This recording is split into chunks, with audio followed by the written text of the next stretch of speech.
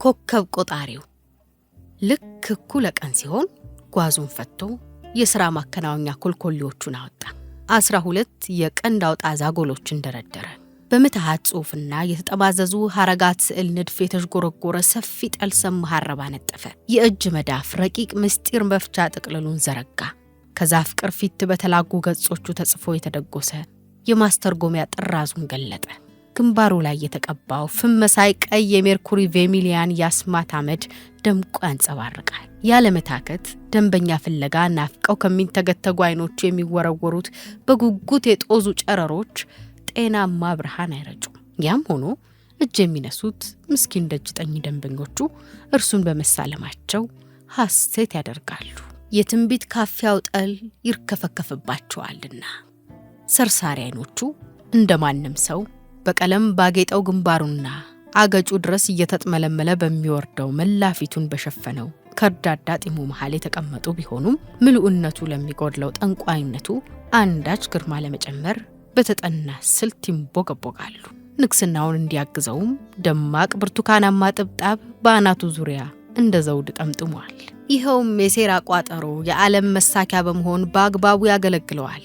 ልክ ንቦች ወደ አበባና ጣፋጭ እንደሚተሙት ሁሉ ደንበኞቹን እያክተለተለ ያመጣለታል። ከስፍራዎች ሁሉ መርጦ በአንድ ቅርንጫፎቹ በተንጀረገጉ ትልቅ ዛፍ ጥላ ስር ለመቀመጥ ሲመርጥም ዛፉ ወደ ሃል ፓርክ ከተማ በሚወስደው ጎዳና መሃል ፊት ለፊት በሚታይ ቦታ ላይ መሆኑን አገናዝቦ ነው። በዚህ ስፍራ መሆኑም ብዙ ጥቅም አለው። በጠባቡ መንገድ ላይ የህዝብ ማዕበል ከንጋት እስከ ምሽት ላይ ታችር መሰመስበታል። የተለያዩ የንግድ እንቅስቃሴዎችና የሥራ ግንኙነቶችም የሚካሄዱት በዚሁ መንገድ ላይ ነው። መድኃኒት ሻጮች፣ የተሰረቁ ቁሳቁሶች፣ ያገለገሉ አሮጌ ዕቃዎችና አቅራቅንቦችን ሁሉ ገዢና ሻጮች የሚገበያዩበት፣ ምታተኞች የሚዘዋወሩበት፣ ከሁሉም በላይ ደግሞ ሰልባጅ ነጋዴዎች ልብስ በርካሽ ከምረው የሚያቀርቡበትና የከተማዋን ዙሪያ ነዋሪዎች ገበያ ለመሳብ ተፍ ተፍ የሚሉበት አማካይ መንገድ ነው። ከሱ ፈንጠር ብሎ ምድጃውን እያራገበ ለውዝ እየቆላ የሚሸጠው ነጋዴ ከለውዙ ሌላ በየቀኑ ልዩ ልዩ ዕቃዎችን እየለዋወጠ እያመጣ የተንቆለጳጰሰ ስም እየሰጠ ጮክ ባለ ድምፅ ገዢዎችን ይጣራል።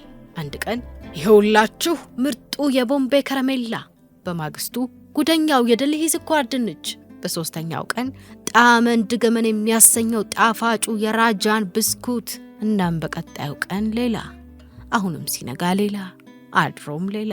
በዚህም የተነሳ ገበያተኞች እንደ ጉድ ይንጋጉለታል።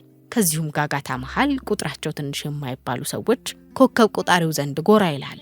ኮከብ ቆጣሪው በምሽት ጊዜ ስራውን የሚያከናውነውም በዚሁ የለውዝ ነጋዴ ጎረቤቱ አዋኪ ጩኸት ታጅቦ ከእርሱ የምድጃ እሳት ወጋገንና ጢስ ውስጥ ሆኖ ነው።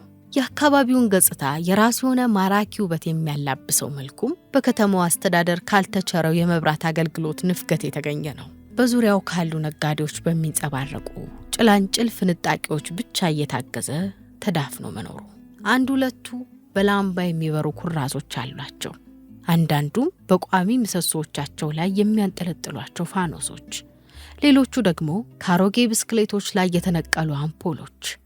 እንደ ኮከብ ቆጣሪው ያሉት ምንም አይነት የራሳቸው የሆነ የብርሃን ምንጭ የሌላቸውም በእነዚሁ ከተለያዩ አቅጣጫዎች ተሽሎክልከው በሚፈነጥቁ አልፎ ሄያጅና የተዘበራረቁ ጨረሮች ድባብ ስር እየተንከላወሱ ያመሻሉ። ይህም ለኮከብ ቆጣሪው ተመችቶታል። ለምን ቢሉ በኮከብ ቆጣሪነት ለመሰማራት ሲነሳ በሙያው ባለቤቶች ዝርዝር ውስጥ ስሙ የለምና ነው። እናም የሌሎችን ዕጣ ፈንታ ማወቅ ቀርቶ በእርሱ በራሱም ላይ በቀጣዩ ደቂቃ ሊሆን የሚችለውን አንዳችም ጉዳይ አለማወቁ ደንበኞቹን ፍጹም የማያውቃቸውን ያህልም እርሱም ከአውደ ከዋክብት ዕውቀት ፈጽሞ የጸዳ ነው። ለደንበኞቹ የሚሰነዝራቸው መልካም ገድና ሁላቸውንም በደስታ የሚያስፈነጥዙ ትንበያዎችም በማንነታቸው ዙሪያ ከሚነግሩት በመነሳት የሚያመነጫቸው በልምምድም ያዳበረው ተናግሮ የማሳመን ጮሌነቱ ነው። እናም ሌሎች ጥረው ግረውና ላባቸውን ጠብ አድርገው በታማኝነት በገበሩት ጉልበታቸው የየዕለት መቅኑናቸውን ቋጥረው ወደ የቤታቸው እንደሚሄዱት ሁሉ እርሱም በዚህ መልኩ በየቀኑ የሚያስገባውን ገቢ ደረቱን ነፍቶ ይቆጥራል። ከቀድሞ መኖሪያ መንደሩ የተሰደደው ድንገት በተከሰተ አጋጣሚ ተገፍቶ ነው፣ ከቶም ባልተዘጋጀበት ሁኔታ። በእርግጥ በዚያው በመንደሩ መኖር ቢቀጥል ኖሮ የእርሱም እድል ከዚያው ከአያት ቅድመ አያቶቹ ያልተለየ በሆነ ነበር። ማረስ፣ መዝራት፣ በገጠር ኑሮ መባዘን፣ ትዳር መያዝ፣ የበቆሎ እሸቱ አጎነቆለ አሊያስ አረሙጦት ዋጋ አጠናፍሮት ከረረ እያለ እንደነዚያው ቅድመ አያቶቹ እየተብሰከሰከ የዝናብን መናንጋጦ እየጠበቀ በዚያው በምንጅላቶቹ ታዛ ዕድሜውን መፍጀት። ግን ያም ይሆን ዘንድ ቢሻ እንኳ ሁሉ ሊሆን አይቻለውም። ለማንም ትንፍሽ ሳይል የግዱን ከቀየው ሹልክ ብሎ ወጥቶ መንጎድ ነበረበት። የ2 ቀን መንገድ ተጉዞ ሀገር አቋርጦ ወዲህ ባይመጣ ኖሮ ነፃነቱን አያገኝም ነበራ። ስለዚህ ከሸሸው ጉዳይ ጋር ሲነጻጸር ዛሬ የሚኖረው ኑሮ ለሱ ቢጤ ገጠር ነዋሪ ትልቅ ዕድል የሚባል ነው። በአዱኛ ባህር የመጠመቅ ያህል እንደ ትዳር፣ የሀብት ጦት ጉዳይና በዕለት ተዕለት ማህበራዊ ኑሮ ትስስሮች በሚፈጠሩ ውስብስብ ጣጣዎች ላይ ትንታኔ የመስጠትን ተግባር ነው የሚያቀላጥፈው። የሥራ ልምዱ በጨመረ ቁጥርም በዚያው መጠን የግንዛቤ ደረጃውም የሰላ ሆኖለታል። በ5 ደቂቃ ቆይታ ብቻ ከደንበኛው ጀርባ ያለውን የምኞት ጥማትና የኑሮ ስብራት ይደርስበታል። ለአንድ ምልጃ 10 ብር የሚያስከፍል ሲሆን ደንበኛው በችግሩ ዙሪያ ቢያንስ የ10 ደቂቃ ማብራሪያ እስኪሰጥ ድረስ እርሱ በዝምታ ተሸብቦ በአንክሮ ያዳምጣል። ይህም ቀጥሎ ለደንበኛው ለሚቸረው ደርዘን ሙሉ የመፍትሄ ምላሽ፣ ማጽናኛ፣ ምክርና የተስፋ ስንቅ በቂ ይረዳዋል። የደንበኞቹን የእጅ መዳፍ ትኩር ብሎ እያየ ትለፋለህ፣ ትግራለህ፣ ግን ምን ዋጋ አለው? አመዳፋሽ ነህ፣ ዋ የዘሩትን ያለማጨድ ገደፋ ይላቸዋል። ከ10 ሰዎች 9ኙ ያለማንገራገር እጅ ይሰጣሉ። እርሱ የጠያቂነቱን ተራ ሲወስድ ደግሞ አንዲት ሴት ትታየኛለች፣ ቤተኛ ወይም የቅርብ ዘመድ የሆነች በቤተሰባችሁ ላይ የምታንጎራጉረው የሆዷ የማይታወቅ ይላል። ወይም የባህሪ ትንታኔዎችን ይደረድራል። ይሄ መወለድ ቀን ያመጣው ሳንካ እትብት ሲቀበር ያልተቀበረ እንደ ጥላ ተጣብቶ የሚኖር መዘዝ ነው። ታዲያ እንግዲህ ገውዝ ሰዓት ለቤት ቀጋ ለውጭ አልጋ ከሆነው ካመል ሰዓት ጋር በምን ታምር አብሮ ሊዘልቅ ይቻለዋል? 3 ጉልቻውን ማጉል ቅዠት ነው። አንድ መልአክ አልተበጀለት በቀር እሳትና ጭድ ሆነው ሲቃጠሉ፣ ሲያሩ፣ ሲደብኑ መኖር ብቻ። ይህን ሲላቸው በቃ በአንድ አፍታ በደንበኞቹ ልብ ውስጥ ገብቶ ይጎዘጎዛል። በፍጹም አንወናበድም የምንል ብንሆን እንኳን እንደ ውጭ አልጋ የቤት ቀጋ አይነት ድፍንፍን ያሉ ገለጻዎች ሳይታወቀን ልቦናችንን ሰቅዞ የሚይዝ አንዳች ጥርጣሬ እንዲያድርብን ያመቻቹናል። ሰውነንና ምሽቱ ለአይን መያዝ ሲጀምር ለውዝ ነጋዴው ወደ ቤቱ ለመሄድ መዘገጃጀት ጀመረ። ኮከብ ቆጣሪውም ጓዙን መጠቅለሉ ግድ መሆኑ ነው። ከምድጃው እሳት ወላፈን ጭላንጭል ብርሃኑን የሚቸረው ጎረቤቱ ሄደ ማለት በቦታው ከርቀት ከማይታወቅ አቅጣጫ ተወርውሮ እርሱን ተሻግሮ ፊት ለፊት መሬቱ ላይ የሚያረበው ድንግዝግዝ አረንጓዴ የብርሃን ፍንጣቂ ብቻ ቀርቶ በጨለማ ይዋጣል። ጥምልምል ዛጎሎቹንና መገልገያ ቅራቅንቦቹን ለመሸከፍ ሲሰናዳ ደብዛዛው አረንጓዴ ብርሃን ድንገት ተጋረደ። ቀና ሲል አንድ ሰው ጀርባውን ሰጥቶ ቆሞ ወዲያ ወዲህ ያማትራል። እንደ ማንኛውም ደንበኛ ቆጥሮት ማጥመጃ መረቡን ለመጣል ያህል ስትቅበዘበዛ ያህለሁ፣ ምናልባት ላፍታረፍ ብለህ ብናወጋ እረፍት ታገኝ ይመስለኛል አለው። ሰውየው በበኩሉ ግልጽ ያልሆነ የማይሰማ ንግግር አልጎመጎመ። ኮከብ ቆጣሪው የግብዣ ጉትጎታውን ቀጠለ። ይሄኔ ሰውየው መዳፉን ዘርግቶ ኮከብ ቆጣሪው አፍንጫ ስር ሰተረለትና ጥሩ አዋቂ ነኝ ካልክ ይኸው እኒሃ አለው። ኮከብ ቆጣሪው ትንፋሹን ዋጥ አድርጎ የሰውየውን መዳፍ ወደዚያችው የአረንጓዴ የብርሃን ሰበዝ ከፍ አድርጎ እያየ ያንተ ክፉጣ ከዘርማን ዝርህ ማለት ሲጀምር ሄይ ዝባዝንኪ ያተት አልፈልግም፣ እሺ ዙሪያ ጥምጥሙን ተውና ቅጯን ብቻ ተናገር አለው። በዚህ ጊዜ ወዳጃችን ቅያሜ ያጠላበት። ለእያንዳንዱ ጉዳይ 10 ብር ነው ማስከፍለው። ለእያንዳንዱ ጉዳይ 10 ብር ነው ማስከፍለው። ገንዘብህን ይጭነቀው እንጂ ያሻህን ጉዳይ። ሰውየው አሁንም አቋርጦት የዘረጋውን እጁን መልሶ ኪሱ ከቶ ድፍን 50 ብር አወጣና ኮከብ ቆጣሪው አገጭ ስር ወርውሮለት ይኸው እንካ፣ እናም ጥያቄዎቹን አቀርብልሃለሁ። ምላሽ ትክክል ከሆነ የሰጠውህን ብር ሁሉንም ተወስደዋለህ። ካልመለስክ ግን የሰጠውህን ገንዘብ እጥፍ አድርገህ ትመልሳለህ። ትስማማለህ? አንተስ ምላሽ ትክክል ሆኖ ስታገኘው አሁን የሰጠኸኝን እጥፍ አድርገህ ትከፍለኛለህ? ለምን ብዬ? እሺ ግማሹን ትጨምርልኛለህ? ጥሩ ይሁንልህ። አንተ ከፎረሽክ ግን እጥፍ አድርገህ መመለስን እንዳትዘነጋ። ልብ በል። በውርርዱ ላይ ጥቂት ከተከራከሩ በኋላ ተስማሙ። ሰውየው ሲጋራ አውጥቶ ሲለኩስ ኮከብ ቆጣሪው ያውጣኝ ጸሎቱን እያደረሰ ነበር። ድንገት በተጫረው የክብሪት ብርሃን ውስጥ የሰውየውን ፊት አየው። በዚህች ቅጽበት በሰፈነው ዘላለማዊ ጸጥታ ውስጥ በአውራ ጎዳናው ላይ የሚያቋርጡ ሰረገላ ነጂዎች ፈረሳቸውን ሸንቁጠው ቼ ብለው ሲጮሁና ሲሸመጥጡ፣ አብሮም ዳፍንት ጨለማ ያዋጠውን መንገድ እየተደናበሩ የሚያቋርጡት እግረኞች መንገድ ስለተዘጋባቸው በተቃውሞ ያሰሙት የደቦ ጉሩምሩምታ ጎልቶ ተሰማ። ሰውየው አረፍ ብሎ ሲጋራውን እያቦነነ መቁነጥነጥ ያዘ። ኮከብ ቆጣሪው ድንገተኛ አጋጣሚው እንደ መርግ ከብዶት ውጥረት ነገሰበት። በልበልበል ገንዘብህን ወዲያ ውሰድልኝ፣ ለአንተ ጉዳይ መላ መምታት እንደማልችል ትከሻዬ ነገረኝ። በዚያ ላይ በጣም ስለመሸብኝ ባይሆን ነገ ብቅ በልና ይልሃለሁ እንጂ ዛሬስ ሲል ሰውየው እጁን ለቀም አርጎ ይዞ አሁንማ አንድ ያስጀምረኛል፣ ማቋረጥ አትችልም። ከመንገድ ያናጥበህ ግብዣ ያቀረብክልኝ አንተው መስለኸኝ ብሎ አፋጠጠው። ኮከብ ቆጣሪው ክንዱን እንደተያዘ ሰውነቱ እየተንቀጠቀጠና ድምፁ በፍርሃት እየተርገበገበ የዛሬን ተወኝ አልኩህ እኮ ወንድሜ፣ ነገ እንደሚሆን እናደርገዋለን፣ እባክህን እጄን ልቀቀኝ በመለማመጥ ተማጸነ። ሰውየው ግን አሁንም ኮከብ ቆጣሪው አይኖች ስር መዳፉን እንደዘረጋ ወዴት መሸሽ ባክህ፣ ውርርድ ነው፣ በልቀጥላው ሲል አንባረቀ። ኮከብ ቆጣሪው ጉሮሮ ደርቆበት በሚያሳዝን ቅላጼ አንዲት ሴት ትታየኛለች ማለት ሲጀምር ገና ያንተን እንቶ ፈንቶ መስማት አልፈልግም አልኩ እኮ። የጀመርኩት ፍለጋ ይሳካልኛል ወይስ አይሳካልኝም? በቃ ለዚህ ጥያቄ አንዲት አጭር ምላሽን ብቻ ወዲህ ብለህ ጥርግ ልትል ትችላለህ። አይ ካልክ ግን ወይ በውርርዱ መረታትህን አምነህ ገንዘቤን እጥፍ አድርገህ ካልመለስክ ሺህ ጊዜ መሽቶ ቢነጋ እንደማለቅህ ቁርጥህን ወቅ ብሎ አስጠነቀቀው።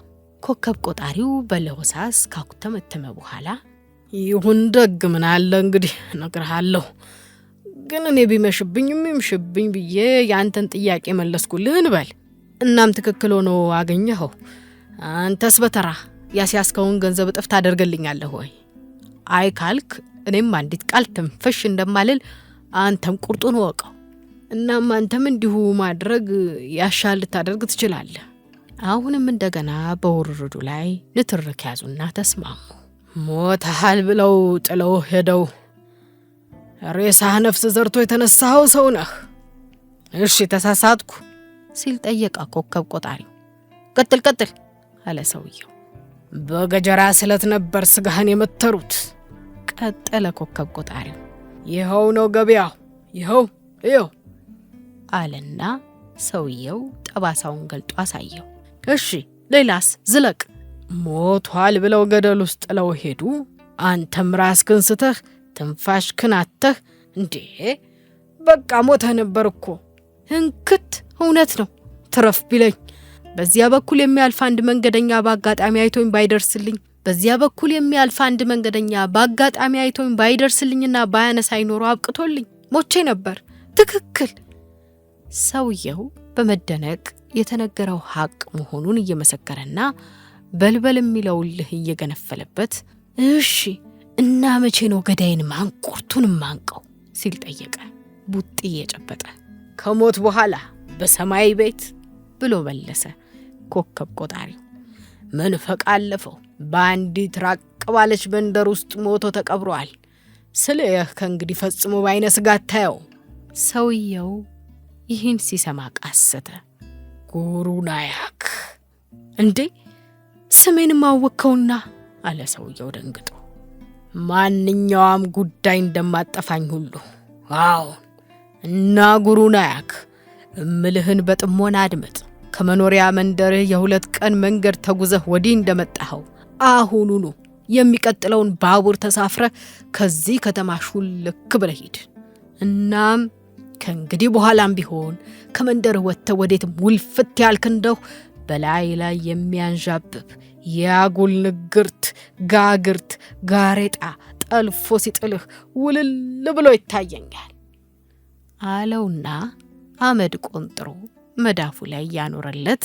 በዚህ አስማተ መሰውር ግንባርህን ፈትገህ ግራ ቀኝ ሳታይ ወደ መጣህበት መለስ በል። አሁኑኑ ምክሬን ሰምተህ አደብህን ገዝተህ ዳግመኛ ወደ ደቡብ አቅጣጫ እንዲች ብለህ እግርህን ማታላውስ የሆነ እንደው ግን እስከ 100 ዓመት ድረስ እና ከዚያም በላይ ረጅም ዕድሜ ትኖራለህ።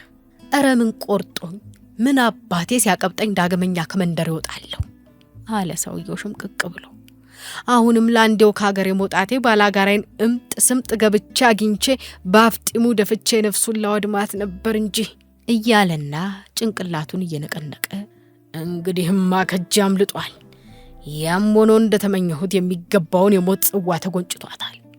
አበቃ አለ ኮከብ ቆጣሪው። ተሳፍሮበት የነበረው ሰረገላ ተገልብጦ ነው የሞተው ሲለውማ ሰውየው በተነገረው የመርዶ ብስራት ጮቤ ረገጠ። ከተማው ጭር ብሎ በረሃ ሲመስል ኮከብ ቆጣሪው ግሳንግሶቹን ወደ ቦርሳው ከተተ። አሁን አረንጓዴው ደብዛዛ ብርሃንም ድርግም ብሎ ጠፍቶ አካባቢው በድቅድቅ ጨለማ ተውጦ ጸጥ ረጭ ብሏል። እንግዳው ሰውዬም ለኮከብ ቆጣሪው እጥፍ ክፍያውን አስጨብጦት ባቡሩን ተሳፍሮ ወደ መጣበት ብስ ብሏል። ኮከብ ቆጣሪው መኖሪያ ቤቱ ሲደርስ እኩለ ሌት አልፎ ነበር።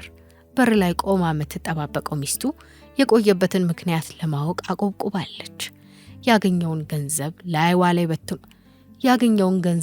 ላይ በትኖላት ቁጠሪው፣ ይህንን ሁሉ ከአንድ ዘንካታን ያገኘሁት አላት።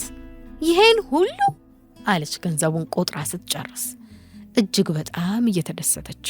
ነገ ማለዳ ተነስቼ አስቤዛ ሸምታለሁ፣ ስኳር ድንችና ዘይት፣ ቂቤም ትንሽ እገዛለሁ። ልጃችን ስኳር ድንች ግዥልኝ ብሎኝ ሲወተውተኝ ነው የሰነበተው። ዛሬም እንኳ ጠይቆኛል። ነገ ምሳም ማዘጋጀውን ብቻ ነግቶ እስካሳየ ቸኩያለሁ። ያን አሳማ ግን ከዚህም በላይ ላስከፍለው እችል ነበር። የጠየቅኩትን ከመስጠት አያመነታም ነበራ አለ ኮከብ ቆጣሪ። ሚስቱ ትክ ብላ እያየችው የተጨነክ ትመስላለህ ልበል? ምን ነው ምን አገኘህ ስትል ጠየቀችው። ምንም አላት። ራት ከበሉ በኋላ የሰፊው መኝታ መደብ ላይ ቁጭ ብለው ሁሉንም ነገር ነገራት። የዛሬዋ ቀን ለኔ በሕይወቴ ልዩ ቀን ናት። ጫንቃዬ ላይ ተሸክሜ የኖርኩትን ቋጥኝ ያራገፍኩበት ዕለት መሆኗን ብነግርሽስ። በእጄ ላይ የሰው ደም ነበር። ሌት ተቀን ሲያብሰከስከኝ ነው የኖርኩት። ለዚያም ነበር እትብቴ ከተቀበረበት መንደር ርቄ ወደዚች ከተማ ለመሰደድ የተገደድኩት። እናም አንቺን አግብቼ መኖር የጀመርኩት። ሰውየው ለካ በሕይወት አለ። ሚስትየዋ ትቃትት ጀመር። ሰውን ለመግደል ሞክረ ነበር ማለት ነው? በመንደራችን ውስጥ አፍላ ጎረምሳ ሳለሁ አንድ ቀን ከአብሮ አደጎቼ ጋር መጠጥ ስንጋት ውለን ጥንብዝ ብለን ሰክረን ቁማር ስንቆምር ሳለን ድንገት በመካከላችን የጦፋ አምባጓሮ ተነሳ። ግን አሁን ለምንድን ነው ያን ክፉ አጋጣሚ ደግሜ የማስታውስ? ይልቅ ብንተኛ ይሻላል አለና እያፋሸከ መደቡ ላይ ፈንደስ አለ። የከተማው ዘላንና ሌሎችም አጫጭር ልቦለዶች ውስጥ የተካተተች ልቦለድ ናት። ተርጓሚው ፈለቀ አበበ። ናሪያን ከ1906 እስከ 2001 በሀገረ ህንድ ማድሪስ ከተማ ውስጥ ተወለደ። መምህር፣ የመንግስት ቅጥር ሰራተኛ ወይም ጋዜጠኛ መሆንን እንደማይሻ ሲረዳ ሙሉ ጊዜውን በልቦለድ ጸሐፊነት ሙያ ላይ አዋለ። የመጀመሪያ ረዥም ልቦለዱን ስዋሚ ኤንድ ፍሬንድስ በ1935 ዓ.ም ነበር ያሳተመው። ከዚያ በኋላ በርካታ ረጃጅምና አጫጭር ልቦለዶችን እንዲሁም ሌሎች የልቦለድ የጽሑፍ ስራዎችን ለንባብ አብቅቷል። በ1947 ዓ.ም ባሳተመው ለዚህ ዘ አስትሮሎጀርስ ዴይ ለተሰኘው አጭር ልቦለዱ መቼት በህንድ ውስጥ የምትገኝ ብሎ በፈጠራት ምናባዊ ከተማ ሰፊ አድናቆትን በማግኘቱ የፈጠራ ድርሰቱ ከሌሎች ሰዎች ሁሉ በላቀ ደረጃ ልዩ ዕውቅናን አስገኝቶለታል። ስፍራዋን በውን ዓለም እንዳለች ከተማ ቆጥረው እያንቆለጳጳሱ ገደብ የለሽ ደስታ የሚታፈስባት የሐሴት ደሴት በአፈጣጠር ሁኔታዋ ገራሚ እምብዛም ያልተለመዱ ትዕይንቶች መታያና ያፈንጋጭ ገጸ ባህሪያት መላወሻ የዚያን ያህልም ደግሞ በዕለት ተዕለት ሕይወታችን የምናውቃት ያህል ተደርጋ የተሳለች ወዘተ እያሉ ያነሳሷታል።